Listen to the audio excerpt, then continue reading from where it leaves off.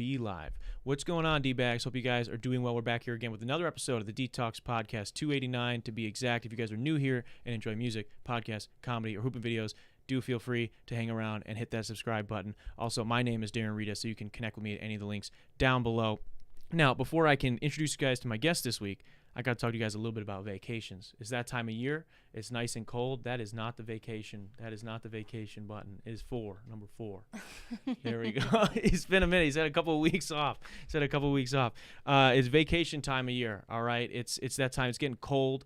You maybe some of you are big fans of the cold, especially here in the Midwest. There's tons of skiing, snowmobiling, and stuff like that going on. So today's video sponsor, Alpine House 2, is probably the best place in the Midwest to do that. Alpine House 2 is a classic Swiss chalet duplex A-frame with a log cabin interior. It's located directly across the street. And when I say directly, I mean like your least athletic friend could throw a football and hit the ski resort across the street. It's the Ski Brûlée Resort in Iron River, Michigan, specifically. Surrounded by forests, lakes, rivers, and obviously Iron River, Alpine House 2 is the destination for fishing, hunting, hiking, snowmobiling, and, of course, skiing, sledding, stuff like that, if you're into that sort of thing.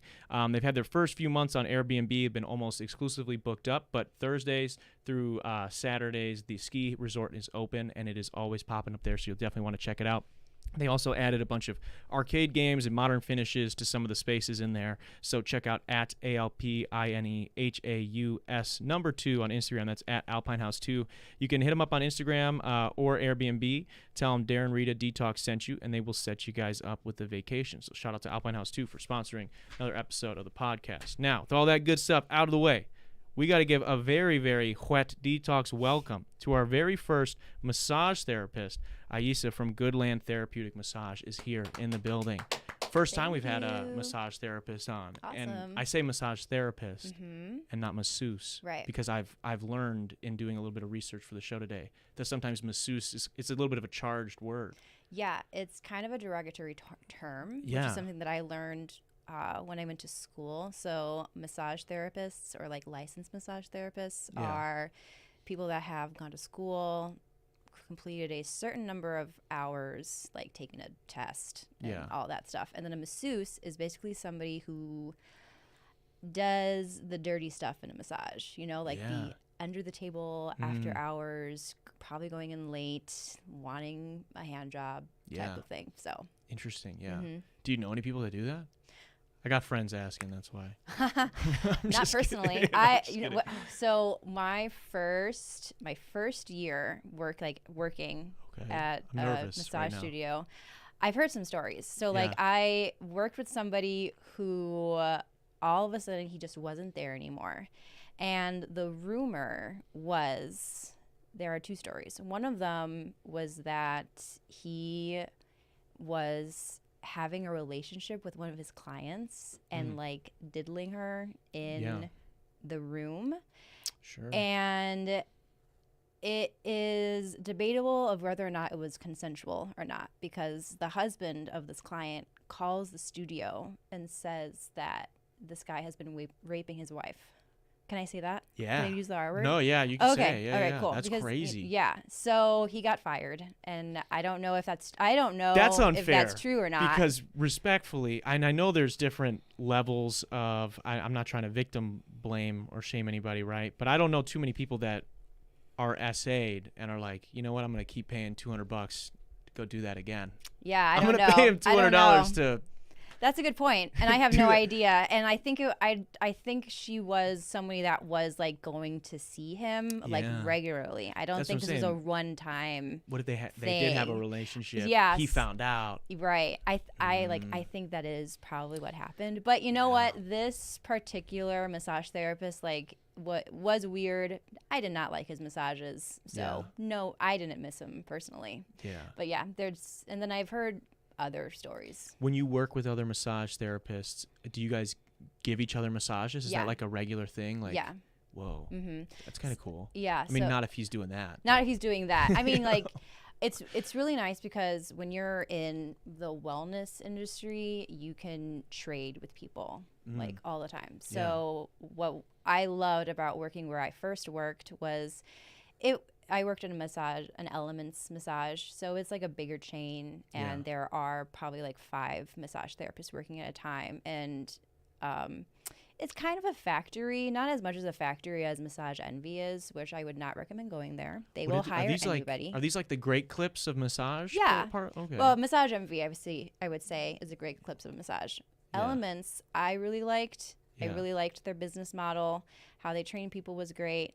And when you're working with a lot of people, you can go in on your day off and you can trade with each other. And it's really great because you can pick up new tricks. Yeah. Oh, okay. Mm-hmm. That would be the biggest reason I would say to do trades with people. Well, that one guy, he had a couple of different tricks, I think. Oh, yeah. We want to stay away from We want to stay away from that. those ones, but I respect if the hustle, you're man. into that, do not go into a reputable space. There are places. There are tons of places. There are a ton of places, usually off of like highways. They are open late. They probably have a blinking sign that says massage open now or whatever. Is it frustrating? I mean, obviously, like, we're joking about it, but it's like, it's one of the first things we're joking about. Is it frustrating that, like, there is almost, I don't want to say a stereotype, but there's definitely, like, that's such a large discussion, I think, when you talk about massage. It is definitely a problem. Yeah. In the massage industry. I think one of the things that bothers me the most is the way that massage is used in the media. There was a show in, I don't know, early 2000s. I think it was called The Client List, and it had Jennifer Love Hewitt in it. And I think she like got a divorce, or her husband lost his job or whatever, and she had to go back to work. And she was a masseuse. Yeah. And she would dress up in sexy outfits and massage her clients. Whoa. And I watched this before I was a massage therapist, like I was a kid. But like looking back at it now, I'm like, ugh, I don't like that. Yeah. Then, just like jokes about massage therapists in like movies and stuff, I don't really appreciate. There is a company, I think it's called like No Sex and Massage or something. It teaches education on how to handle creeps. As a massage therapist. And also provides education for clients on how to educate them how to act. On how to act. Yeah, because people don't know how to. I mean, I'll say that across every industry, especially post-pandemic, people do not know how to act. Yeah, I work in restaurant industry part-time, and it's like post-COVID, people walk into a restaurant and they have no idea how it works anymore. Oh, so I know. I hear about it all the time. My husband is a bartender / server, and I hear all the stories. Like, they'll just walk in right past a host, and they'll be like, where am I? I know. Yeah, I know. Do we forget how this worked? I say all the time, I'm like, I can be a good host.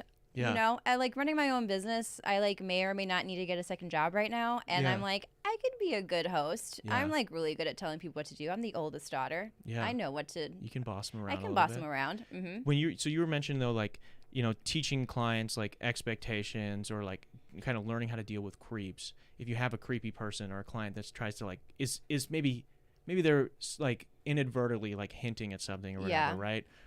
How do they teach you to deal with that? And I hope part of it is you guys take payment up front, because I'm sure dude's not going to pay if he gets kicked out. Right. So I think it all starts with, what's the conversation on the phone like? If someone is calling you, most people who are like that are probably going to be calling you first.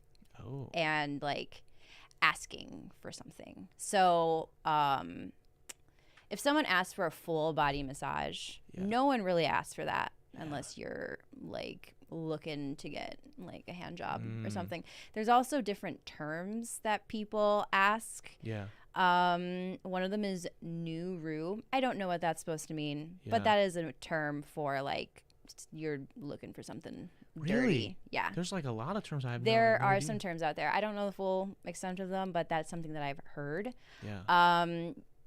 You could say, no, I don't do that. You could also just hang up on them. Yeah. Seems like a safe bet. Yeah. You're just done with it. Yeah, and they're not going to call you back. Yeah.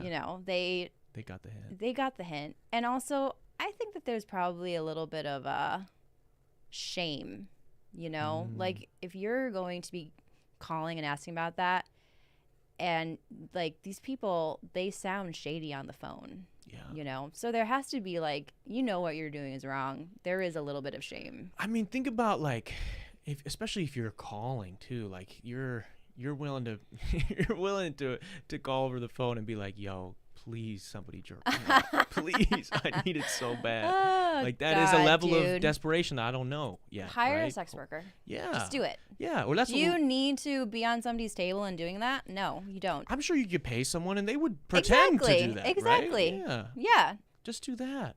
You know, and at least then like everybody's happy, you know, like they're going into it. No, that's what their job, right? They just got to maybe pretend to be a massage therapist for a couple minutes, right? You know, like literally, there are people who are hired to role play. Yeah, most of those people don't actually want the massage, anyways. No, they don't. That's where I think they're tripping, because I train a lot, I'm working out a lot. Like as an athlete, like I want the massage, you know. So it's like I'm surprised that they're skipping out on that. But yeah, I wanted to don't care about the health benefits. I'm sorry. Go ahead. The benefits. No, I'm glad you brought it up, because that's what I wanted to get into. Like, what do you think are the biggest benefits that people are missing out on if they're not actively like participating in massage therapy of any kind? Yeah, so there's many different kinds. So I see recently I've seen people who are very anxious, and so it turns off. Let me see if I get this right, because it's been a little while. It turns on your like nervous system, basically. Oh. So it just kind of helps like relax you. They're like touch is very important, and like people need to be touched in order to feel like happy. So like that touch can just like relax them immediately. So it can help with, you know, anxiety and depression. It's really good to like if you have range of motion problems. So when I mean range of motion is like, are you able to like move your arm correctly? Are you able to like move your hip correctly? So like the physical benefits is just like, how is it helping your musculature? Like, are you able to like bend down and touch your toes? Are you having back pain? Are you having neck pain? And certain muscles like can get like just overused, right? And then Absolutely. like super tight, and maybe they just, at least in my experience, I know I've had before. I actually had an issue with my shoulder years and years ago, and I did have to do like a little bit of physical therapy. And they would start the session out by like giving me like a 5-10 minute massage down here my lower back, because it somehow released the tension up here, because this muscle was so tight. I didn't understand it, right? But that's what they were doing. And I know from personal experience, as well as talking to other people, that like you can just have muscles sort of lock up, people will say, and then they just like refuse to detense, like they won't untense. Like frozen shoulder. Yeah.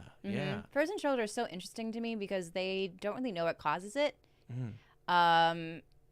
I feel like it's partially anxiety. Yeah. You know, you're just like, you're not moving it. Your body forgets how to move. You know, there's this thing right now that's... You like holding stress up here? Yeah. And like maybe I feel like the biggest problem...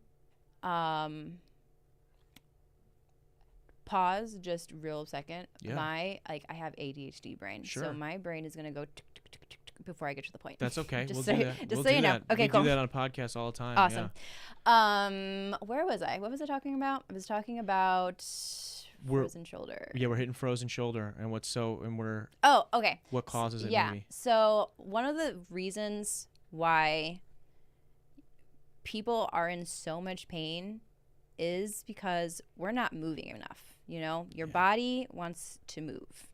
And when you aren't training your body to like move the way that it's supposed to be moving, that is when we have problems. So for instance, my dear husband, who I love so much, texted me the other day and said, babe, I know you don't like working after you get off work, but I sneezed and my back gave out. And I was like, you sneezed? Not the sneeze. So like that wouldn't happen if he was, you know, working on his back, you know, just strengthening the muscles in your back. So like, what are you doing to work with like functional strength? And what I mean by that is like, what are you doing to help you open a jar, lift above your head, just like bending over and touching your toes? Yeah. So what I find is that people's muscles aren't always tight because they're, you know, doing strenuous activities. People's muscles are tight because they are lacking the strenuous activity in order to make them stronger. Yeah, maybe like they're having, because of whatever their day-to-day life is, maybe they have imbalances where their lower back or their upper back is being so underutilized that then that's where you run into issues when you have to use it then. Exactly. So I see a lot of people who are like office workers. They just like sit in front of a computer. You know, they have a lot of like pain in their neck that's going down into the shoulder, like very specifically. I see a lot of people like that. And it's because like their neck is like this all day because they're like looking at the computer and they're not working on bringing their neck like right over the shoulders. Like this is how you get a pinched nerve. Oh yeah. Pinched nerve is no fun. I pinched my nerve a couple times in my neck twice. They gave me a shot one time in the butt for it. Oh no. It was crazy, dude. But it did loosen it up. That's crazy. Yeah, no, office work. What do you think? What would be good advice aside from, obviously they should probably come in and get some work done. Yeah. Well, what would be helpful for maybe the average person that's their job, that's their life. They have to be in front of a computer all day. How would you suggest they start maybe working that out? I would suggest utilizing YouTube and looking up physical therapy exercises. You don't have to go to an actual physical therapist, although maybe I shouldn't be saying this. Hopefully no one sues me. But I don't think that you have to go to an actual PT. You could. There are plenty of very smart physical therapists on YouTube that will give you very clear directions on how to strengthen your neck and how to get your neck back over your shoulders and how to strengthen your hip in order to decrease that low back pain that you're having. Well, a lot of people do. They have the bad, like the hip flexors are so tight, right? Especially from sitting all the time. That's what, like, you see all these new different kinds of desks popping up, or even the standing desk, or the different chairs that they have. That's something that I know that I stretch out a lot. Like, I try to do a lot of yoga now. Like, I used to never really stretch till like the last like year and a half. And a big thing I've been trying to get more and more into is just like anytime I can stretching my hip flexors, because I have to sit in this room and edit for hours and hours on a on a day. So I'm like, I love hearing this. You need it. Like, you absolutely need it. Low back pain isn't actually coming from your low back. It's coming from the surrounding muscles. Yeah. It's coming from, there is a muscle in your like lower mid back called your QL, which is like really big for low back pain. It's also like your glutes, it's your hips, it's your hip flexors, it's your core. And those are all muscles that are protecting your back. It's not actually the low back. Where's the QL? So if I got your I'm going to turn around. Okay. It's right here. Oh, okay. Yeah. So like the lower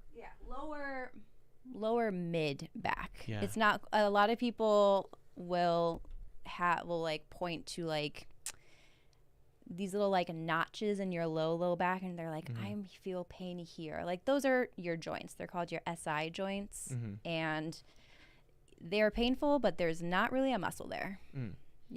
That's fair. That's interesting. So that's sort of, if you're having pain there, it's again probably surrounding muscles. You're having a pain there, it's because your surrounding muscles are weak. You got to strengthen them. You got to strengthen them. So if someone's like saying they have like a knot in their neck or a knot in their back, what is that typically an issue of? That is that like, because people describe it as, it's a knot, and it just feels like a clump of like muscle almost. So like the muscle fibers have become stuck. So for instance, going back to the office worker that sits at a desk, their neck is always like this. I had a conversation with a chiropractor recently where we were talking about how muscles are dumb. Your muscles don't know that they're not supposed to be like that. So if you're constantly sitting in this bad position, your muscles are either going to become overstretched or too shortened, and it creates like the muscle fibers have like tied into themselves.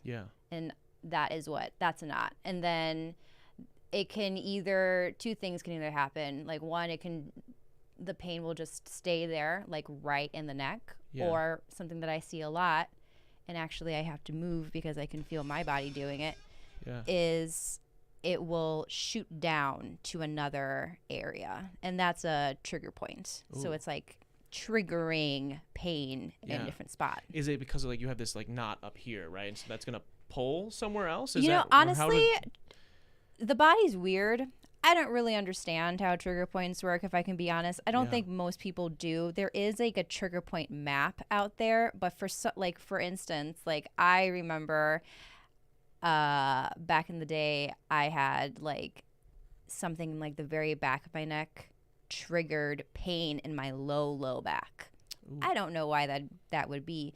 Your upper traps are like, everyone knows that muscle. Your upper traps are a very long muscle, so it like starts at like the top of the neck and kind of goes to like the bottom of the mid back. Yeah. And for some reason, like that lower back area was triggered by that.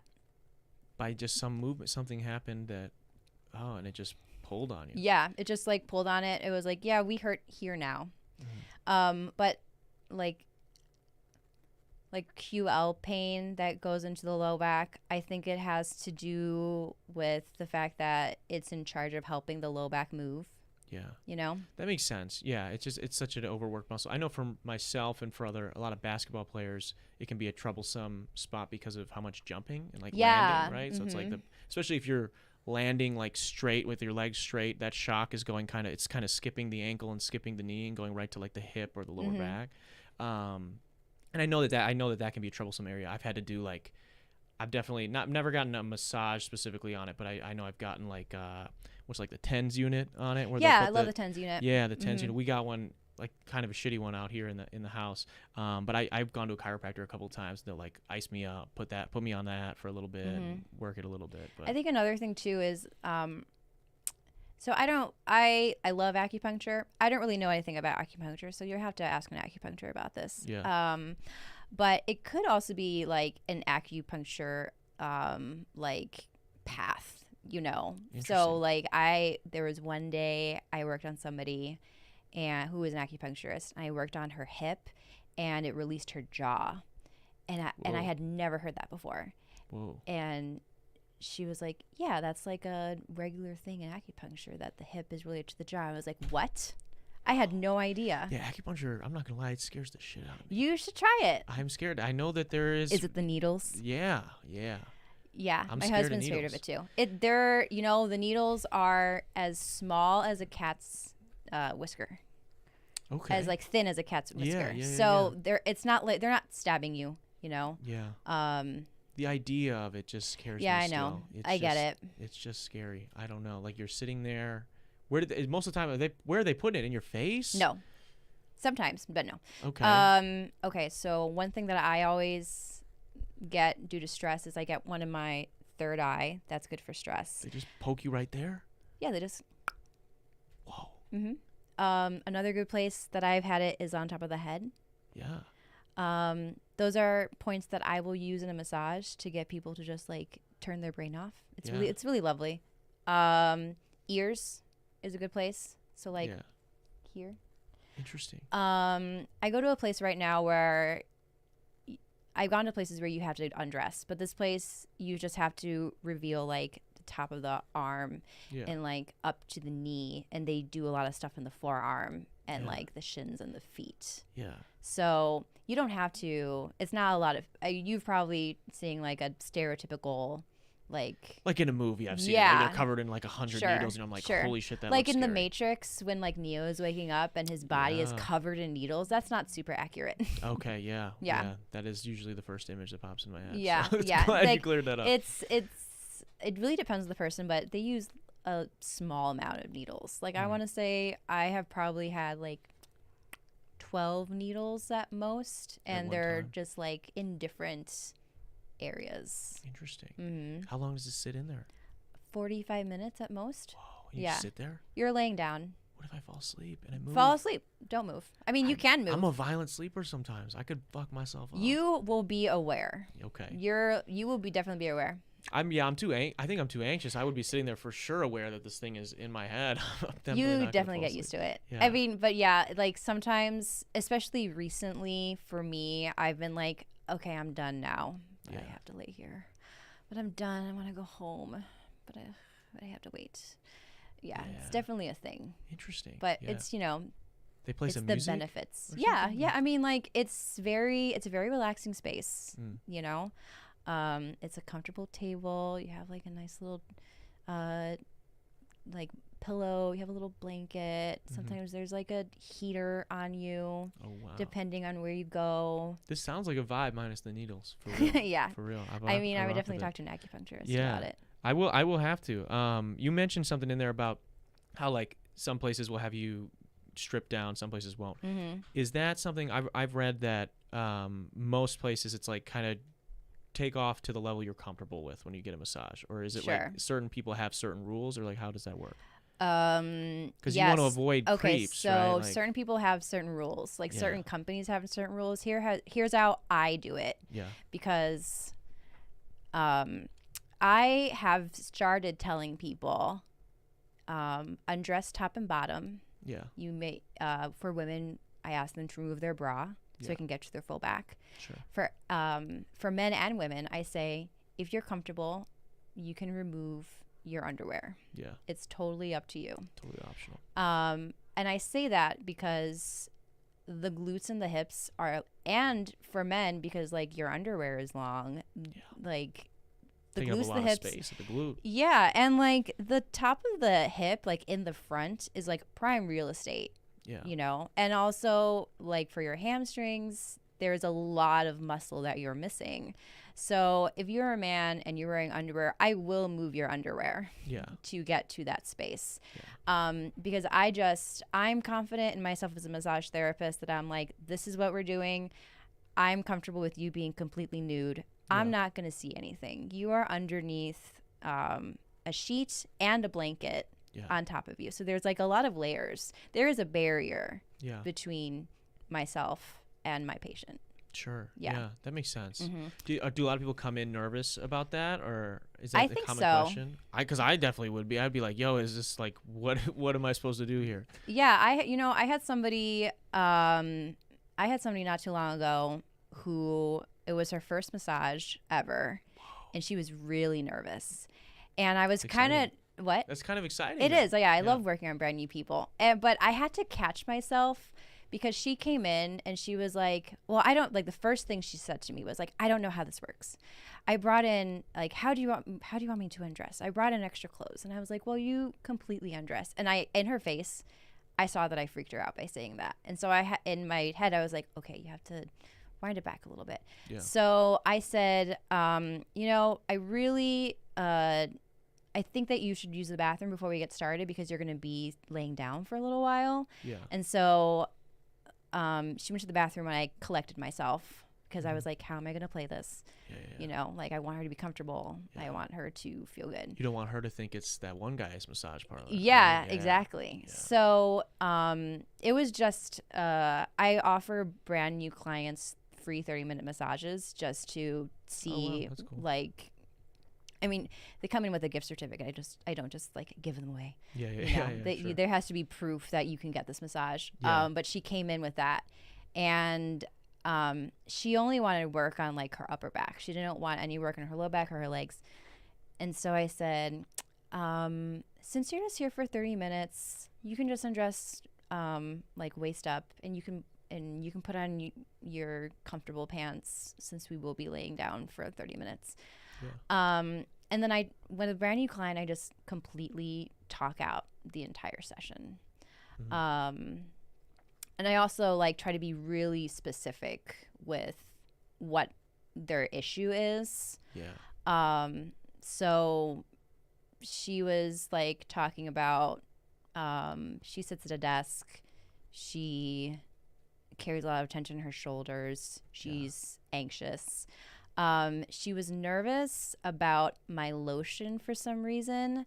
I think she thought it was like a gimmick, and I had to explain to her that it was in order for me to like help me massage her so that I'm not like tearing at her skin, and that I can like. She wanted you to raw dog it, dude? Yeah, like, just I fucking think so. Dry rubbing that Which shit? is like, it is a thing. There's this thing called myofascial release, which works on your fascia, which is like a very thin layer of connective tissue over the muscles. Is that like the spooning that people will do, where they'll take like a?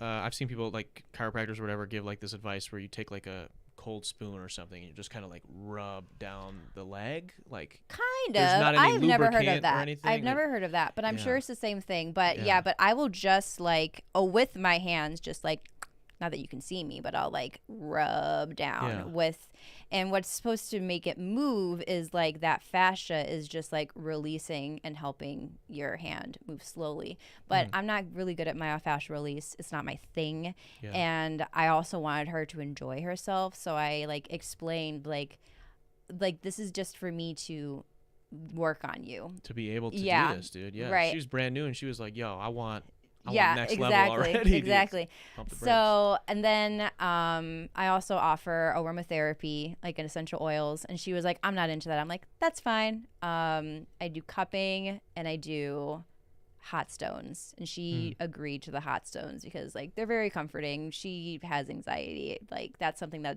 will make her relax for sure. Put the hot stones on her? No, you're not supposed to leave the hot stones. That is another gimmick. Because I've seen that in movies too, and I'm like, that scares the shit out of me. Yeah, as well. no, you're not supposed to just leave it on a person. You Why will do they do this to burn. you guys? I don't know. They're really making you guys seem like the scariest, most promiscuous, like crazy profession. I know. I mean, it is a crazy profession. It is a crazy It's profession. a crazy, fun profession. It's just not, creepy. What about Phoebe from Friends? Do you remember Phoebe from Friends or no? Oh my God. I love Friends. I love am indifferent Phoebe. about Friends, but that is another thing. I was talking with one of our friends recently. It was the episode where, like, Phoebe has people come to her house for massages. Yeah. And Ross was there, and she was like, if my client gets here, let them in. He thought it was the hot chick. And ends up being the gross old dude, so he uses spoons on him. Yeah. I remember this. I hate love that so show. much. Yeah, that's a bad That look for pisses massage me off therapists. so much. Yeah. It's so bad. I think she goes by masseuse too, though. I so know. who knows well, what it she was the getting 90s. into. Yeah. The 90s were, like Little the less. modern, like not modern West. It was like the Wild Wild West back in the day. Yeah, they were getting away with some stuff on sitcom shows for sure. Yeah. You mentioned aromatherapy in there too. How does aromatherapy work for someone that's never experienced it or has maybe little idea of what it is? Sure. So I do clinical aromatherapy, which is completely based off of like what your needs are. So if I will avoid certain essential oils based on like if you're pregnant, if you have high blood pressure, I will avoid certain essential oils. There are other ones that I will use if you have like anxiety. So for instance, lavender is a really popular one. Not my favorite. I kind of feel like it's really overdone. Everybody uses it. It's possibly like not super credible because it's very popular in like our culture, but it works with literally, it calms down your amygdala. It just like makes it really. So what do you do? Is it like a diffuser or like how do you? I mix it into my lotion. Oh, okay. Yeah. Nice. So it's like literally your skin is just like sucking it up. I would also put it like on a little tissue paper and just like put it like right in front of you when your face is in the cradle. That way you'll be able to like breathe it. But it's literally on your skin. But you're not supposed to use essential oil without diluting it first. So it needs some type of carrier oil. So what I mean by carrier oil is like a lotion or a coconut oil or like an almond oil or something to mix it into and then put it on your body. That makes sense. And will you do like multiple? Can you do multiple essential oils with the regular oil? Oh, okay. Yeah. So I like to make a cocktail of essential oils. Neat. What's like what would be like the average person that we're talking about this girl who's coming in from a desk job, never gotten a massage before, maybe has some muscle imbalances, experienced some discomfort. What would be like a general like cocktail of essential oils you would like to include? It was like without knowing their specific idea. So I like mixing lavender and eucalyptus together. I don't like them alone, but I love them together for some reason. I like the smell together. Yeah. And I like what they do together as well. So like eucalyptus. That's what koalas eat. Yeah. I didn't know that. Yeah. My brother had a phase. They about koalas. are always high because of the eucalyptus. Yeah. Apparently. Yeah. Also, there is a chlamydia problem with koalas. Yeah, I mean, if you look at koalas, it makes sense though. Like they look blazed out of their mind and a little freaky. So, you know, I could see it. I could see that being an issue. But what does it do for us?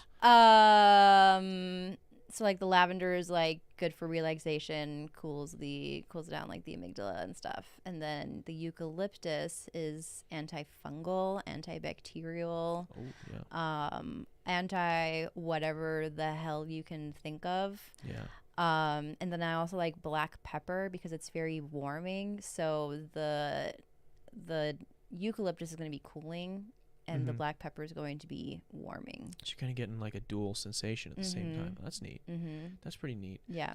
You mentioned like a carrier oil, and then obviously we were talking about this girl who like was nervous about your massage lotion or oil. What's like a general what is the lotion and or lubricant that you guys are using, or that like a professional massage therapist is going to use? That would be different, because like if I want to give my girlfriend a massage or something, or I'm trying to just like rub my arm right, I've got like Cetaphil lotion at my house. Right. Like, what I love that you asked this question, because a lot of people, they think that my lotion is just like anybody can use it. Like I had somebody specifically ask like, what lotion do you use? I would love to use it. And like a regular everyday lotion is going to be sucked up by your skin. Yeah.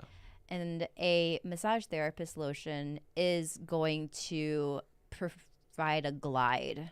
You know, it's going to stay for like, you know, however long you need it to stay, like 30 minutes. I work 30 minutes on your back. It's going to stay for 30 minutes. Yeah. That's why sometimes people can feel greasy. Does it still absorb, or is it like just slow absorption? It's a slow absorption. Okay. Yeah. That makes more sense then. Yeah. 'Cause then you're able to move around. Right. Otherwise, I'm sure people listening at home have tried to give a massage before with regular lotion. And I've done it. It sucks. Yeah. It's like, I mean, you're using the whole bottle. Yeah. Just their neck. Right. Like, shit, I got to do the rest of this. Right. Yeah. That's rough. Okay, so you got cool stuff. Yeah, there are very specific brands. So I use Biotone and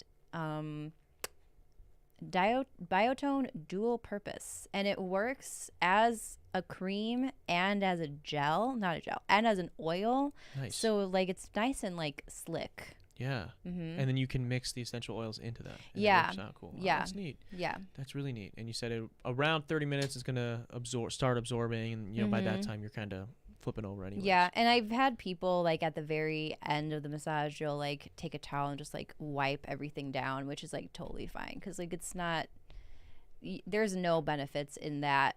And like just keeping it on. And just keeping it on. The only benefit is for me working on you. And another thing that I hear a lot is, oh, your skin must be so soft using all this cream. But like, especially this time of year, my skin is so dry. Really? Because I am constantly washing my hands and my arms. Oh, yeah. That'll do it. I didn't think about that. Yeah. I guess too, do your hands ever get tired? Like do your hands ever hurt from doing massages? Yes and no. Explain. When I first started working, I used my thumbs a lot. Oh, okay. And then about like 3 or 4 years into it, my hands, I would wake up in the morning and they would literally be like claws. And they would just like this. Whoa. Yeah. And it was like so bad. You ever wake up with the Tua hands? Yeah, it was. You know who that guy is? Nope, but but yes, he's that. This Dolphins quarterback that keeps getting concussed. And that's it's really so sad actually. Yeah, I think the CTE is so far, like he refuses to stop playing, and he just keeps getting concussed, and he gets knocked out. Yeah, it's that's bad. So sad. I'm gonna get canceled for mimicking him like that. But he should stop playing football. Okay, you keep going. Sorry, so it's okay. We went on sidebar. It's cool. Yeah. So I woke up and my hands would be claws, and I was like, oh no, what am I gonna do? This is my livelihood, and my hands hurt every single day. And then I took this continuing education course called No Hands Deep Tissue, and it taught me how to massage without using my thumbs. So I use a lot. I call it like monkey fist. I use a lot of like my knuckles. Yeah. I use a lot of forearm, a lot of elbow. Yeah. That's for like deep tissue. If I'm massaging someone who wants something more relaxation focused, I'll just like use my entire hand. And I want to say like my hands do get sore, but the one thing that gets really sore, surprisingly, is my elbows and also my low back and my neck. Because I'm constantly in a lead. I am constantly in a lunge / hinge. Yeah. And if I'm not careful, my neck and my shoulders will like collapse, and I have to kind of just make sure that I'm like open. Yeah. Mm-hmm. Catching myself. What do you do in between? Like, what's the most amount of massages you would do in a day? 4. Okay. Yeah. That makes sense. Because I feel like you start getting up there, maybe the quality massage would go down, and also like your health. Like you're gonna be sitting there like, bro, fuck this. I'm not trying to touch anybody else. Right. And like I can do 5. 5 is my max. Once I get to 6, I am dead. Yeah. I'm just dead. Like 2 years ago. Yeah, 2 years ago, we had a mass exodus at the studio that I worked at, and I did my boss a favor and started working a double shift 2 days out of the week. Never doing that again. Wow.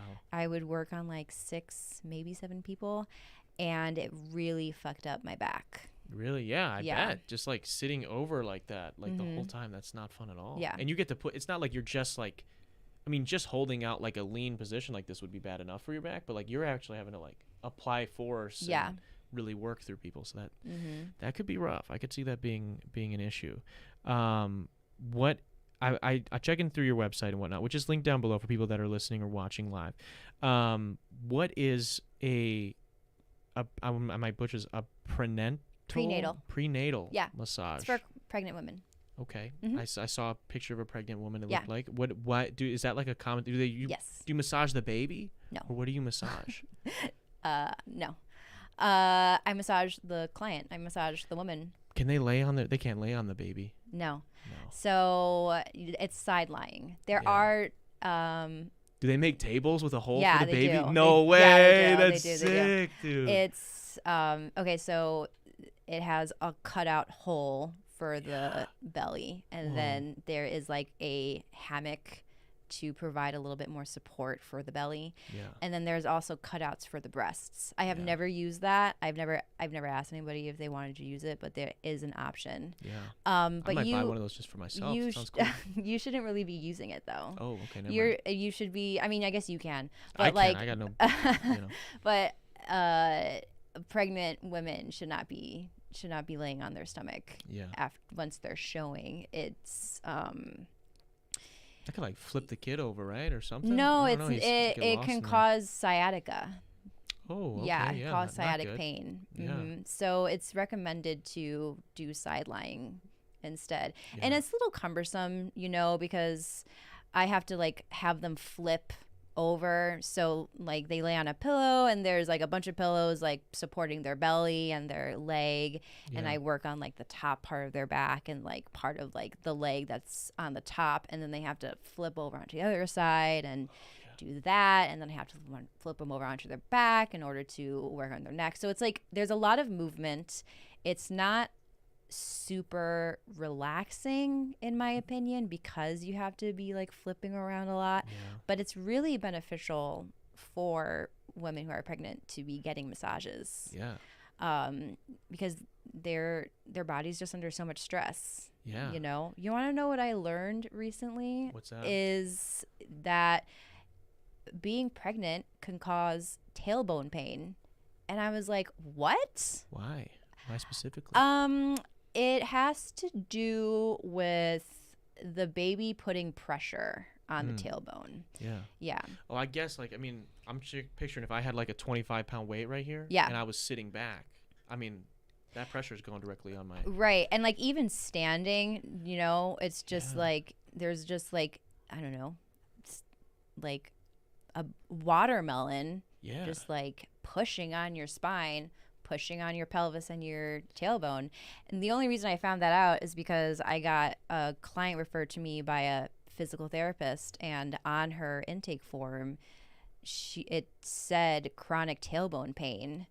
And I was like, I've never heard of this before. So I like went on YouTube and I was like, massage therapy for the tailbone. And I like learned something really quick and like not fixed her, but helped her the next day. And I was like, okay, that's cool. I'm glad that I have that in my arsenal now. And I'm glad that I'm aware of this because I'm sure other people go through this. Yeah. Especially, that's interesting to think about that probably... It makes sense when we think about it that way with pregnant women specifically, though, because of that added pressure down there. Yeah. Of course, why wouldn't it? So it's like a lot of low back pain. Yeah. That they're going through. That makes sense. So we talked about this a little bit before we went live about, you mentioned earlier, cupping. Mm-hmm. What is cupping?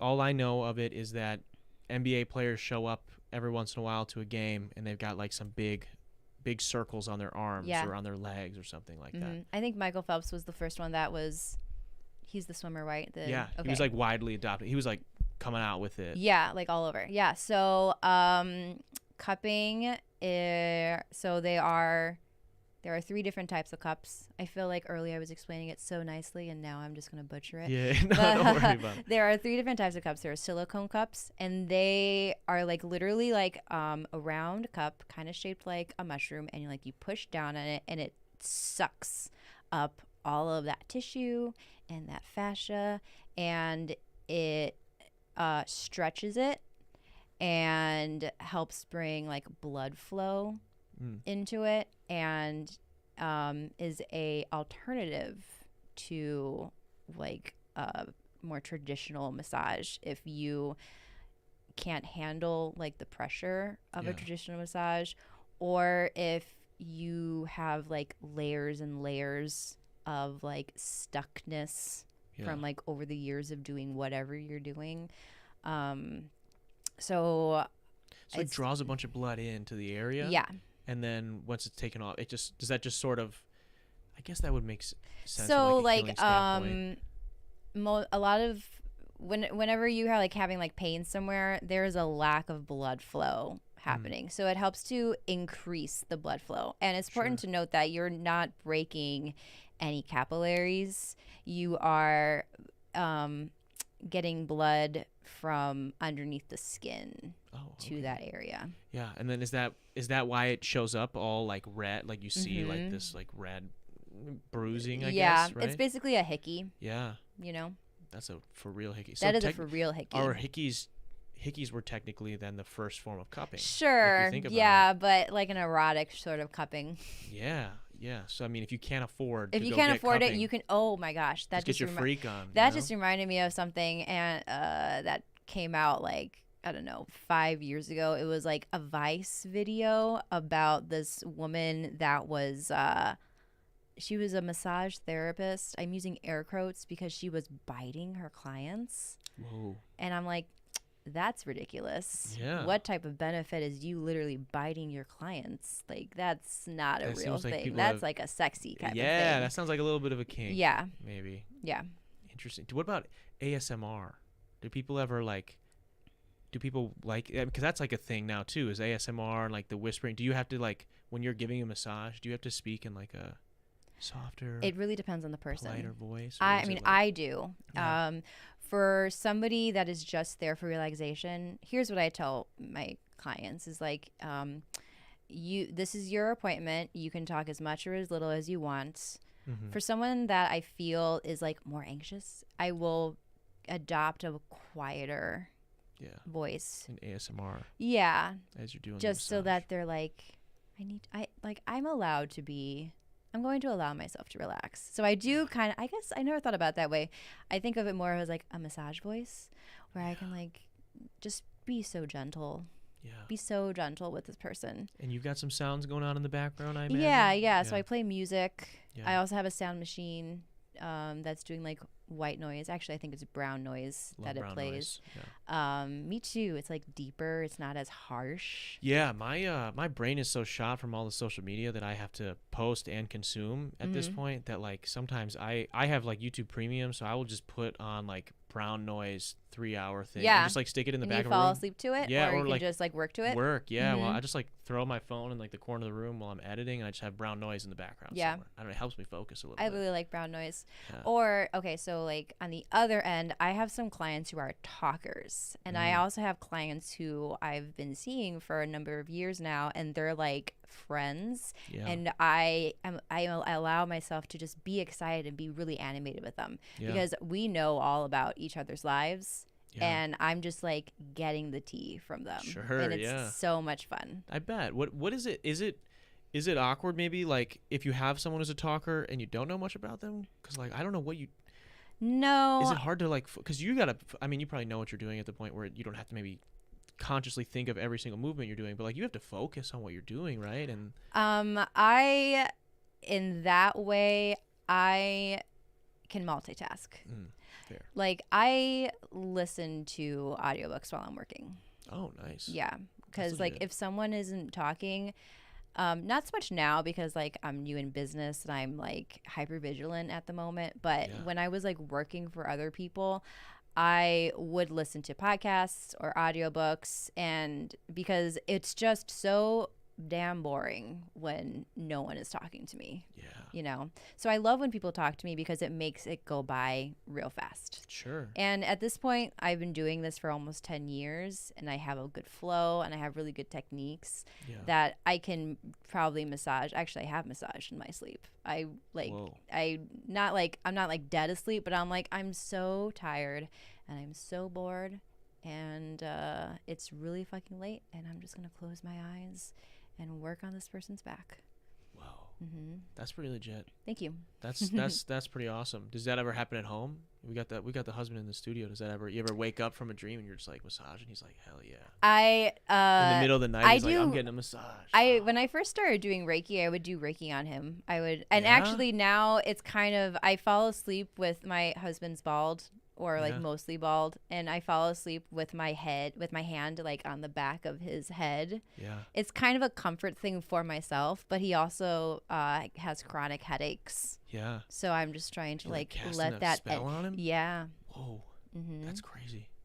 What is that what Reiki is? Are you casting spells on people? What is Reiki? Okay, so like let's not call it that because there are people who who think that Reiki is witchcraft. Really? But it's not. 'Cause I thought it's more of like a spiritual, like it has ties to like monks. Yeah, but you have to be so careful with that because like Christians in particular, and I'm coming closer because they ruin a lot of stuff, so we can get into it. Well, okay, so I actually am raised Christian, so I don't really feel that way. But they are very particular about certain things. So Reiki is a form of energy healing. So there is Reiki in all living things. It's in you, it's in me. It's like our animals, the trees, water, anything that flows and moves and breathes. It's the force? Yeah. Whoa. Yeah. I love the force. So sometimes that energy can get stuck somewhere. And that what may cause us to get sick or have depression and anxiety. Yeah. So what I do as a practitioner is I help to be a catalyst for Reiki because Reiki is actually just divine energy. And it's not coming from me. It's coming from, God, Buddha, the universe, whatever you believe in. I am a catalyst for it and I just help it flow again. How do we do that? What tools do we use? I've seen my hands. Hands? Do you have the bowls at all? Or no. That's energy. That's sound. That's what is it called? I've seen sound healing. I don't know how to do that. I just got it done. It was amazing. Really? Yeah. I can hook you up with somebody who does that. She's really great. It sounds interesting. Yeah. No,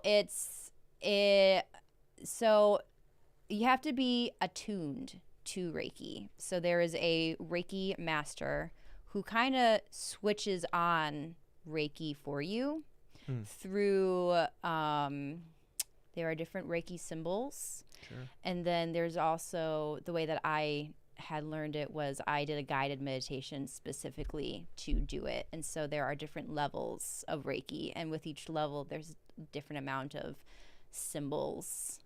And so once you are attuned to it is when you're able to feel it. So you can either like hover your hands over someone, which is how I prefer to do it, or you can lay your hands on someone and that's it.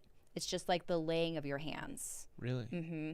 Interesting. And so is it like you're just trying to, in a similar sense to, I'm trying to relate it to massage as someone who's ignorant, so forgive me if I get it wrong. So you're essentially, in the same way that like with the cupping, right, we're bringing blood flow to an area, are you just like sort of unblocking? Yeah, it's like bringing energy flow to an area. Interesting. Yeah. So and it kind of, it's all about feeling. It's not kind of the same way that massage is about feeling, where you are physically feeling the muscles being tense. Yeah. Or your fascia being tense. You can physically feel somebody's energy being, there are so many different ways. Staticky, is something that I feel. Stuck almost. Yeah, like, you know how when you're watching, like, back in the day when we, like, had to turn on to channel 3 to play our, like, DVDs or VHS tapes, that white noise. Imagine that, but something physical in your hands. Yeah. And it's just... Yeah. Yeah. So it's like stuck there. It's stuck there. And it could be because, like, I think a lot. I can be an anxious person. And sometimes if people are going through a hard time and they're really in their head, it's just very, like, staticky, loud. And I work on getting the energy there so that it can quiet down. And then once I feel like it's quieted down is when I start to like move down the body.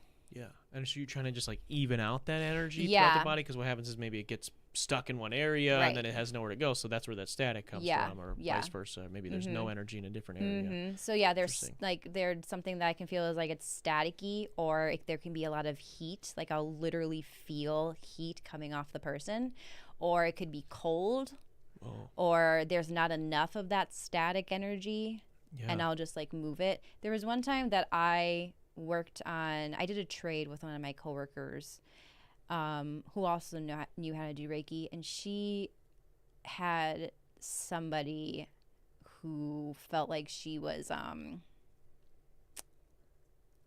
stuck, and so she like opened, and this is gonna sound so weird, it opened like an energetic hole to get like this stuck energy to like release itself. And so I was this is all about intuition. So I was like drawn to her foot for some reason. And I remember like physically holding her foot and being like, you're grounded, like just stop flowing, like be still. And I felt like this hole was being patched up. And I didn't know anything about this other person that she had gone to see. Yeah. And then I said to her, like, oh, there's something going on with your foot. Yeah. And she said, oh yeah, I went to this other practitioner and they said I was like, there had too much energy in there, so she opened it back up. And I was like, oh, that's so interesting, because I feel like it was open and now it needed to be closed. Yeah. Interesting. It's like she gave it to the other person. Yeah. Wow. It's like, it sounds like you guys are Jedi masters in some capacity. I appreciate that. It is a little magical, isn't it? Yeah. I mean, it makes sense. I mean, definitely, I think, for people that maybe are skeptic or whatever, there's most certainly things that we can't explain, like even like sixth sense is like energy, right? Like everybody's had a moment where you're like, you turned and somebody's looking at you from across the room or whatever. You kind of had like intuition to do it.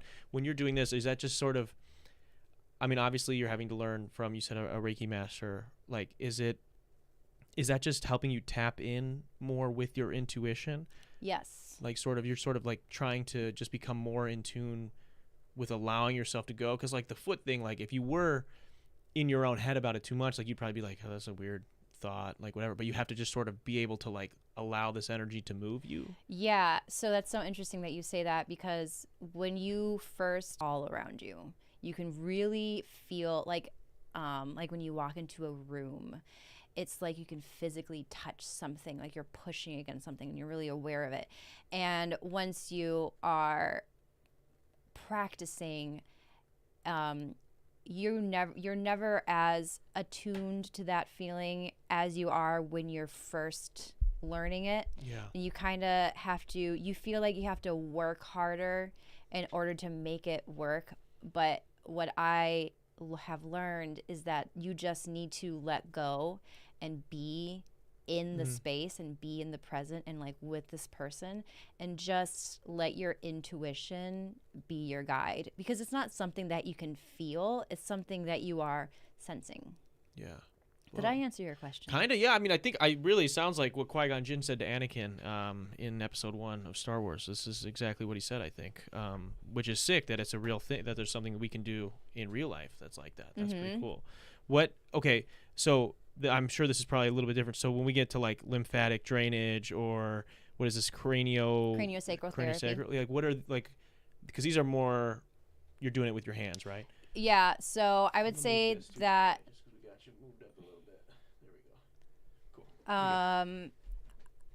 craniosacral therapy is more related to Reiki in my mind. Lymphatic drainage is manual lymphatic drainage. Some people call it lymphatic massage. I don't really like using that term, because you are not really massaging them. You're using like micro movements. You're not working very deep. Your lymphatic system is the sewer system of the body. It's a natural detoxifier. I don't like the word detoxing, but that's what I'm going to use because people understand what that means. Yeah. And it's very superficial, which means it's like you can immediately touch it, you know? Yeah. So like, for instance, when you're sick, you will probably feel swollen up here, and those are the lymph nodes in your neck. But we have these everywhere. So they're in the neck, they're in the armpits, they're in the groin. Yeah. And what manual lymphatic drainage does is it like wakes up the lymphatic system so that it can suck up all of like the bad stuff that's stuck in your body. So if people who have had some type of plastic surgery need to have a lot of lymphatic drainage done, because there is a lot of excess like fluid that's in their body. They got that like concrete in there. Yeah, that needs to be like picked back up and like peed out, essentially. Yeah. So it's sort of because your lymphatic system sort of drains stuff, right? Yeah. Right? Interesting. So that's what you're doing. You're waking them up. Yeah. And then they're going, reinvigorating them, making them work again. Yeah. Interesting. Yeah. And then craniosacral therapy works with the cerebrospinal fluid in the muscle in your body, not the muscles, in like your body.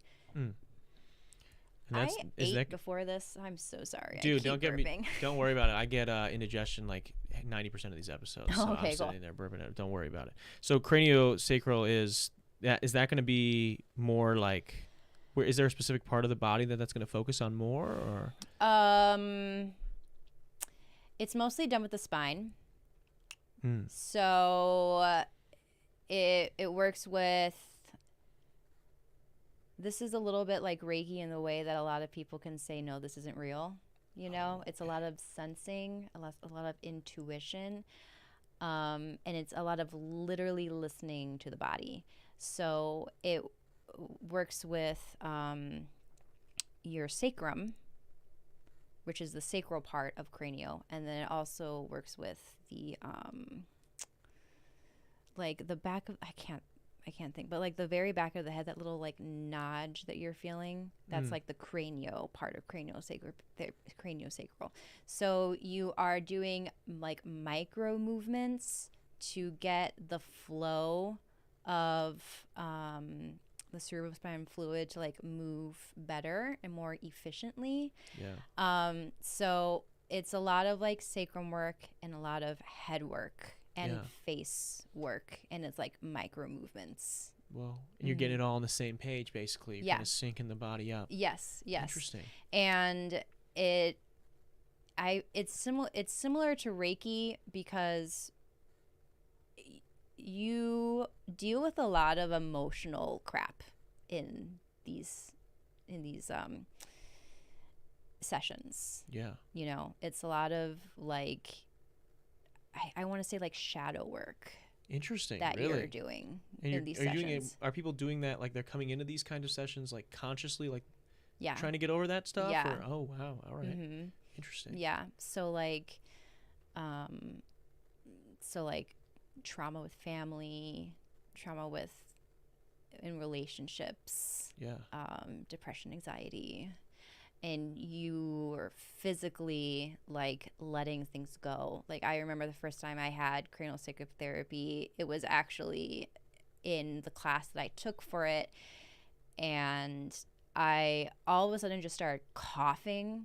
Like it felt like my body just like jerked, and I was literally coughing something out. Yeah. And then you feel better after? Yeah. The world looks brighter. Have you ever taken mushrooms? I haven't, no. Okay, I haven't either. Oh, okay. But one of my clients has, and he was describing taking mushrooms as the world looking brighter. I have heard that. Yeah. And colors are brighter, more vibrant. Yeah, exactly. And he was describing this to me, and I was like, oh, that's like how you feel after you get this certain like service done, where like the world is very bright, and I think it has to do with there's like more blood flow happening in your brain, and it's like waking up like a part of the brain that you probably don't consciously use, and now it's just consciously being awoken. It sounds like our bodies need a better system to get our blood flowing. Bodies are dumb. Like you said, muscles are dumb. It's just like, I would like to turn the saturation up on life a little bit. Like, let me turn the colors up. But you gotta get some work done. You have to get some work done. Yeah, for sure. That makes sense. What is the most annoying part about giving a massage? People don't know how to let go, and they will try to help you. So I use a lot of movement. It's trying to like move into into your. Like... I will so I use a lot of movement. I use this technique called pin and stretch, where I will literally, for instance, your rotator cuff. Yeah.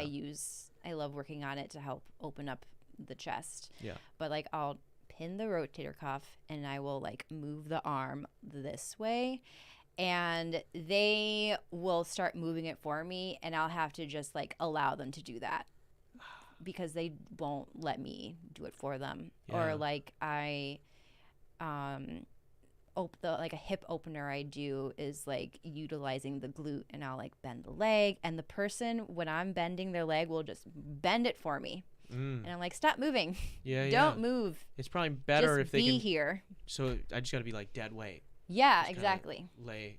Wow. Yeah, like if you were to be laying in bed and like trying to fall asleep, just like let yourself just be in that space and let me move you for you. So people trying to help you out. People try to help me out. It's frustrating. Yeah, it's really frustrating. And I've noticed that like the people who have the most stressful jobs are usually the people who have a hard time letting go. That adds up. I think that adds up. Yeah, I don't know. That's something I can see myself probably not doing the best job at. And you know what? We can talk through it. Yeah, I'll have to try to remind myself to just like sit there. How can someone give a better massage? People listening at home right now, or maybe want to like give their significant other or a friend or whatever. That's such a hard question. What's like one little thing that they could do to just do a little bit better job at giving a massage, whether that's like a hand massage, arm massage, neck, back, whatever it would be? How could they do a little bit better job at home? So if someone were to be like working on the shoulders, you can actually, my friend used to call it like an up above massage, where like you can have like somebody sit in front of you, like lower than you are. Like if you're on a couch having someone on the floor, you can use your forearms and just put them on top of their shoulders and just like move them around. Yeah, work that way. Interesting. Yeah. Stop using your thumbs. That's why your hands are getting tired. Yeah. That makes sense. From experience at that point. Yeah. That makes sense too. If they're lower than you though, because you can get you got gravity leverage behind you. Yeah. Yeah, that's I don't use my own strength. I use my body and gravity to my advantage. Yeah. Yeah. Especially if you're doing 4 massages a day. Right? Yeah. You got to preserve some energy. What's the worst massage story you have? What's the worst? I was really hoping you would ask me this. Really? Yeah, good, I was, because good. I think about this person all the time. Oh, awesome. Okay, so when I first moved up here, I used to work in a spa, and I didn't really like the spa, but that's a different story. But this person, before I even saw them, on the phone trying to make this appointment, yelling at the receptionist, just screaming at them at the top of their lungs. And at that point, I would have been I'm sorry, you're not a good fit for us. Go the fuck away. But I remember, and I'm not this person had pretty serious mental illness. So I'm not trying to discredit anybody who has mental illness, but this was really traumatizing for me. Well, I mean, being disrespectful is being disrespectful. You can have mental illness all you want, but that doesn't excuse negative behavior. Exactly. Right? So I remember walking up the stairs and trying to get this person, and they were talking to the receptionist, and they turned to me and they said, "Wait, I'm not ready yet," and very aggressively said that to me. All right. And the thing about massage is your time is your time. Any time that you waste, I'm not making up for you. So she was let's say, I think it was maybe an hour and a half massage, so a 90-minute massage. She spent maybe 5 minutes into her massage talking to this receptionist, and then she finally got back, was ready, and we walked downstairs, and she was we got into my room, and she was just very aggressive with me, and was talking about everything but her massage, was complaining about her mom, complaining about her trip, how she lost her bags, yada yada yada. And then this was another 10 minutes. So at this point it's 25 minutes or 15 minutes that I've lost of time. And then when I finally got into the room, I started massaging her, and she was "Not like that, you're pushing the energy back into me, you have to do it like this." And she started doing this to grabbing it, and she was "This is how my other massage therapists do it, you have to do it this way." And then I was I was really confused, because I was this isn't what you signed up for. And she was just being very aggressive. And so finally I was okay, I guess I'm gonna do this really random energy work on you. And it was just it was a disjointed session. Yeah, especially if she's chomping into your time, right? Yeah. Because you probably have an idea of I'm gonna work this body part for this long, and you have a flow to it, right? Whereas now you're all right, how do I speed run this? Yeah. I have way less time. Yeah, she was complaining about pain in her legs. So I'm trying to massage her legs, and she was "No, you're pushing it back into me." I'm what are you talking about? Yeah. You want a massage. If you didn't want a massage, you should have made a different type of appointment. Yeah. And then what really was frustrating was she was talking about some type of surgery that she had that was botched. And I asked her about it, and I was "Oh, what do you mean?" And then she was "I don't want to talk about it. It's too upsetting." And I was "Oh, okay." And then she started talking about it, and then started all right. I was "But you just said okay." Yeah. Whatever. And she just started talking about it, and was getting very aggressive, and talking about how these doctors were idiots, and and then she would say things "And this person says that I'm crazy, and I'm gonna sue them for defamation or whatever, because I'm not crazy." And then she was talking about, I think at that point when she was talking about the doctor and this person that she wanted to sue. For some reason, her energy was just like, that I was just started crying. And I should have ended the massage. Wow. Once you start crying, you should just end this. Yeah, I don't know I don't know that you should cry, you know? That's no, bad. That's not good. Yeah, that's not good. And then like right after I started crying, I think I stopped and she said, "Oh, I went into an acupuncture appointment and I made these women cry and I don't know why." Like, what do you mean you don't know why? So she's made multiple people cry in this line of this profession. So I think I maybe like worked on her.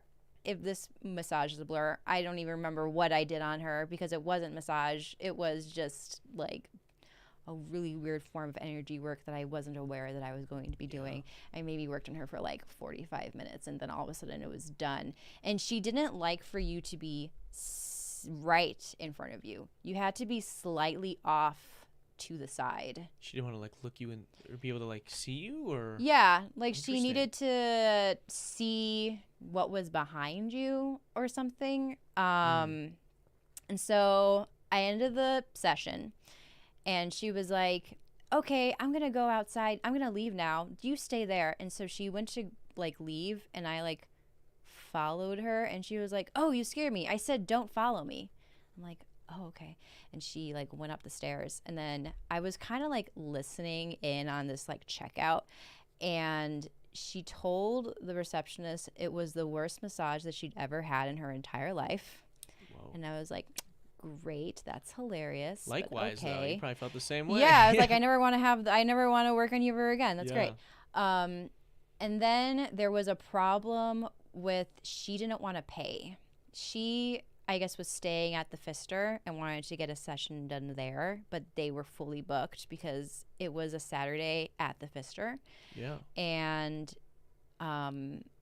they had said, "Oh, you can go to this place and it's going to cost this much." Yeah. And like, why would they know what our prices are? Yeah. And so there wasn't enough money in her checking account, I guess, to pay for this massage. And I'm not sure how she paid. I don't know if she was like, "They told me it was this much." And it's actually like, "No, it's actually this." Like, I don't know where you got this information from, but that is not how much it costs. I can't remember if she paid the full amount or not. But then she turned around and said, "Oh, I actually feel great. That was a good massage." And woman was intense. Yeah, I hope she doesn't get massages anymore. Just for the sanity of the for people the practitioners. Giving the massage, it sounds like she gets a lot of self-care work done. And like she needs it, but you need to hold yourself accountable. We need to do some inner work. Yeah, exactly. We need some other therapy, maybe. Yeah, be aware of how you're treating other people. Like, hold yourself accountable for that. Like, just because you have a mental illness doesn't mean you can't hold yourself accountable for things.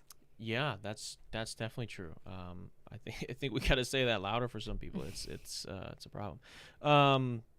What do people ever pass out? So people ever pass out? Like maybe they didn't want to go to sleep and then they fall asleep during a massage. That's pretty common? Mm-hmm. Do people ever fart? Yes. Like just let it rip? Yeah. Do you so my girlfriend's a nurse, right? So like they are kind of trained, they can't acknowledge things like that, really? Yeah, I don't acknowledge it. You don't acknowledge it It's either? embarrassing. What if they acknowledge it? Then can you acknowledge it? Yeah, I'll acknowledge it. Okay. If they say something, I'll say something. Because I'm going to tell you, if I was getting a massage and I ripped ass, I would be like, I'd probably just get up and leave. Like, I'd probably be like, "Yo, I'm out. I'm sorry. I'd probably say, like, it's okay. I'll probably also offer to, like, leave the room. You're on the second floor, right? In your suite? You think it's high enough to die if I jumped out the window? No. Because that's probably what I would have to do. If there's oh my gosh. You're just like running out of the room in your underwear or something. Yeah, dude, just end it. There's, you probably break an ankle or something. There also, there's a fire escape. So nice. I don't even know. You'd have to jump over and it's hard to open that window. So I don't even know how you'd do that. But yeah, people definitely pass out. They also say to me, "I'm so tired, I might fall asleep." And I say, "Oh yeah, that's okay. This is your session. You don't even." People feel like they need to be awake for their massages for some reason. Well, you guys are Jedi masters on so many levels. It's like, I don't want to disrespect this art right now. No, just go to, this is your time. It has nothing to do with me. I think people are way too concerned about me. Don't be concerned about me. Okay. Like, treat me with respect, sure. Obviously. Don't make me feel uncomfortable. But, like, if you need to fall asleep, just fall asleep. If you haven't, like, if you only slept 3 hours last night, that's okay. Yeah. You can sleep for an hour and a half on my table. Some people, I mean, I know they play that. Sometimes I go to like talk therapy and whatnot, and so like sometimes they'll have like this like rain sound on in the background, dude. And sometimes because I go early in the morning, I'll be sitting there, and even though I'm talking, I can feel myself. I'm going to fall asleep. I'm like, oh, I'm drifting off. That's right now. Definitely yeah. I could imagine if I was also getting a massage, being like, oh. So I like to play music that has nature sounds in it, so you'll definitely fall asleep because it's like birds and rainstorms. Maybe sense. The ocean, but I don't love the ocean. Yeah. We got beef with the ocean? I just don't like it. It sounds you don't like the ocean? No, who doesn't like not the ocean itself, but the sound of the ocean. I don't like. It sounds too sounds too much like white noise to me, and I don't like that sound. I could get that. I could get behind that. What's something else that maybe people don't get about being a massage therapist or massage in general? What's something that you think people often don't understand?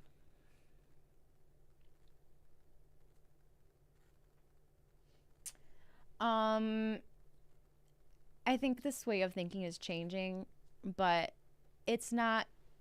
It's meant to be something used to manage your stress and your pain. It's not just supposed to be a treat. Interesting. Does that make sense? Yeah. Do you mean like, so it should be more maybe holistically involved in your health and health and well-being, as opposed to like, just a couple's massage for once in 5 years, like it's just not a spa type of thing anymore. Does that make sense? Yeah, like there is that, and then there also is all this other, sounds like, work you can do. Exactly, it's work. Yeah, it's a health benefit. Yeah, I mean, I will say I do think dialogue around it is definitely changing, especially with it being so prominent in sports now. Like a lot of people, I mean, especially like LeBron James, like people talk about him all the time and how much money he spends on his body. Like they say, some of the guys that play with him say like he gets done with practice, he's getting a massage, watching film. The second they get done with, like then he goes to shoot around, and then it's like he's getting a massage again. Then he's doing like ice baths. He's doing all these different things, but he's getting quite a bit of like work done on his body. And obviously that's what it is. It's work. Yeah. There are some, like, what I do is work. I am physically moving you around. Yeah. You are going to feel your massage. It's not like some light, I say frou-frou because that's what other people say. It's like some like light little thing, which I can do. Sure. I am, and even when I'm working like a relaxation massage, everything is thought therapeutically because my background is in clinical work. Yeah. Yeah. And would you say, do people ever come in with the idea of like maybe they have like some like deep rooted issues that like are going to need maybe potentially more than just a massage to like fix? Do they ever come in there and they're like expecting you to fix them? They're like, this is the end all be all, like they're putting like this pressure on you to fix? Kind of. I think when I first started working, it was more like that, which was like almost 10 years ago. Yeah. But now there is a different way of thinking. And I will say to them after the fact, because when I first meet someone, I don't know what their body feels like. Yeah. Once I get in there and I'm like, oh crap, this is a lot of shit. Yeah. I will ask them, how are you feeling? And they will be like, this, that, or the other. And I would say, okay, well, there is a lot of stuff here and here and here. And it would be really beneficial for you to come in like another 2 weeks. Yeah. And it will get better eventually, but it's going to take time. Yeah. And probably effort on their part at home. Yeah. Yeah. Maybe lifestyle changes. Yeah. Maybe, taking care of yourself physically, maybe eating right, all that stuff.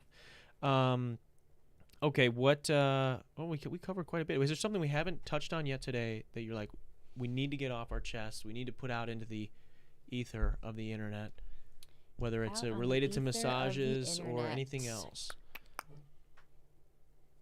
Did I miss anything, Eric? Have we missed anything? Is there anything insane, other insane things that you have to deal with or that you do? A lot of time, okay, so I get asked quite a bit is like, how does one become a massage therapist? Sure, yeah. I don't know, like, if people think you can just become one, but there's many different types of schools out there, so you do have to go to school for it, and each state has different qualifications. You have to do a certain number of hours in order to become a massage therapist in different subjects. So like there's kinesiology, which is the science of movement, and obviously anatomy and physiology and pathology and like all this stuff that you need a certain number of hours for. Yeah. And then after that, you have to take a state exam.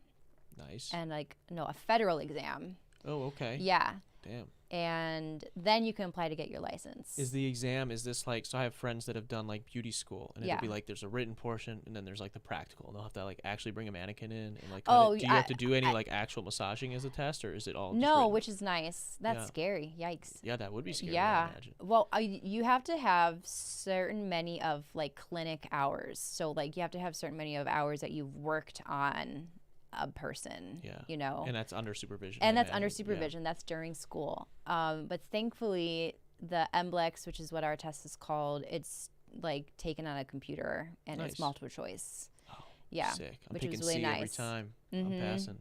Yeah, it was nice. I missed awesome. That you just said, but okay. No, yeah, I was joking. Totally agree. I said I'm picking C every time if it's multiple choice.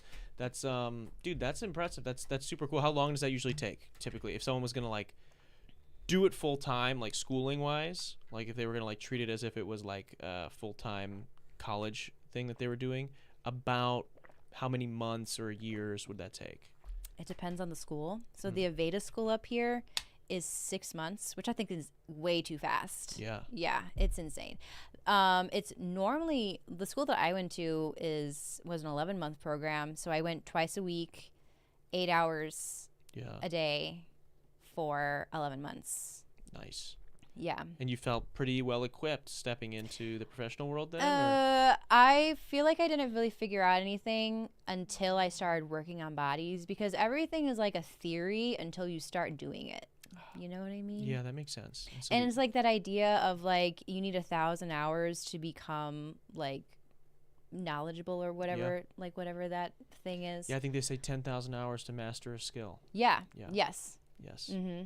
That makes sense. Wow. So you kind of just, once you got into actually doing it, then you sort of figure it out. Yeah, and who I was as a massage therapist 9 years ago is so different than who I am right now. Like, it was really hard for me to figure out how to do an entire body in 60 minutes or 55 minutes, because before COVID, it would be like a 55 minute massage, and you would cut into their time in order to like check them out and like flip your room. And then after COVID, you got that full hour, and then there was 15 minutes of cleanup time. Yeah. So you have to really like, they got you almost, you're just turning bodies like that, like turning tables. Yeah, like it's the massage therapy factory. Yeah. You know? Get the Temu of massages. Yeah, exactly. That's crazy. Mm-hmm. That's crazy work. So, and what also was really hard for me was I can look at someone and I can say, man, that person is going to be really hard to work on. And then I would like be on their back and working on them, and I think, oh, how the fuck do I get from this place to this place to this place in an hour? But I don't really feel that way anymore, because I have like a list of techniques that I love to do, and as I'm talking to that person, I'm like, okay, I know what the problem is here. Yeah. And I can figure it out. What are the types of people that are hardest to work on before we wrap? Bodybuilders. Really? Yeah. Why is that? They're just like, their muscles are like bubbles that you cannot break through. They're too strong. They're too strong. They're too swole. They're too, that's literally swollen. Yeah. They're swollen. That's the whole point, right? Yeah. You're trying to get jacked. Yeah. That's not going to benefit you when you're 60. Yeah, a lot of it will not benefit you, But if you're trying to be jacked right now, shoot it up, go to the gym, go to the beach, get tan and jacked. I feel like everybody's got a point where they're like, yeah, let me get jacked and tan. And like really petite people are really hard to work on. Like I worked with a chiropractor who would call it skinny fat, which is like you're really skinny and your body like looks great, but you're not doing any type of work and you're treating your body like junk. And so it's just like if you were obese, but you're like a small person. Yeah, like their genetics are just helping them out to be like skinny. Yeah. But they're like, there's no muscle definition. Right. And they're just, you could like break them in half. That'd be scary. And they usually want the most pressure. Really? Yeah. They just want you rubbing their bones together. Yes, and it's just painful. Yeah. It's painful to think about. Yeah. I'm picturing Skeletor right now, like someone, no, not good. All right. Well, I think we covered quite a bit today. Is there anything else then before we wrap? Otherwise, I'm having a Galentine's Day event on February 6th from 4 to 8 p.m. There are going to be a lot of really fun vendors. And that pops up, right? If you guys click the link in the bio, it will take you to the website. Up. It will pop up right away so they can get more information on that too. Yeah. That's excellent. So if you want to try acupuncture, there will be an acupuncturist there doing like quick little things just in your ears. It's not going to be anything crazy. Yeah. Nothing to be afraid of. Nothing for so maybe I'll have to go. I'll face my fears then. Yep. That'd be interesting. Well, thank you. I appreciate you taking the time to teach us about massage and teach us about kind of your journey and your practice. I want to say thank you to everybody who tuned in today, as well as those people that are going to be listening days after over on Spotify or Apple Podcasts or here on YouTube, wherever you get your shows from. I also want to say a quick shout out to our patrons. They're up on the screen right now. If you guys are interested in getting behind the scenes access to extra podcasts, extra videos, as well as a series where I break down how I mix, master, write, record every single one of my songs, go to patreon.com/Darren Rita. You can help support the channel for as little as $1. That's patreon.com/Darren Rita. You also get shout out at the end of every episode like that. Also want to quickly say shout out to Alpine House 2 for sponsoring another episode of the show. That's at Alpine House 2. Check them out. Get a vacation booked for yourself. Otherwise, this has been the 289th episode.